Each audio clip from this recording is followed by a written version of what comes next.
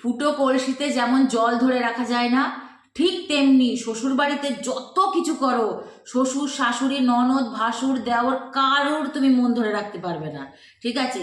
বিয়ের পর পর প্রথম প্রথম মুখখানা বন্ধ আর চোখখানাতে পটি বেঁধে রেখে দিয়েছিলাম, বুঝেছো? তো তাতেও ভালো না। তারপরে কি করতাম, যে যাই বলতো শুধু ঘাড় কাত করতাম আর করে যেতাম। ওমা তাতেও ভালো না। তারপরে ননদিনী ওপর ঘরে তার বন্ধু বান্ধবীদেরকে নিয়ে যখন আসতো আড্ডা মারতো, তখন গিয়ে কফি চা বানিয়ে বানিয়ে তুলে দিয়ে আসতাম। ওমা তাতেও ভালো না। রাতে শোবার সময় শ্বশুর মশাইয়ের মুখের গুঁড়ায় দুধ গরম করে তুলে ধরতাম। ওমা তাতেও ভালো না। শাশুড়ি মার মানে মন মতো হওয়ার জন্যই সকাল সকাল ঘুম থেকে উঠে ঝাড়ুটানা হাতে নিতাম।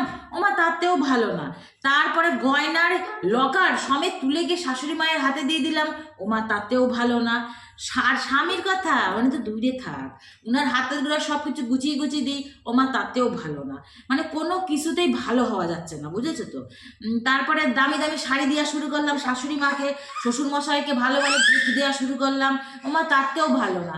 তারপরে ভাবলাম গয়না দিলে যদি হয়, ওমা গয়নাও দিলাম, তাতেও ভালো না। মানে তারপরে আমি ভেবে দেখলাম আসল কথা, বাড়ির বউরা কখনো ভালো হয়ই না, এসব বৃথা চেষ্টা, ফালতু চেষ্টা। তাই তোমাদেরকে বলছি, কারোর মনোরঞ্জন করার কোনো চেষ্টা করো না। তুমি যেরকম ঠিক তুমি সেরকম থাকো, ঠিক আছে?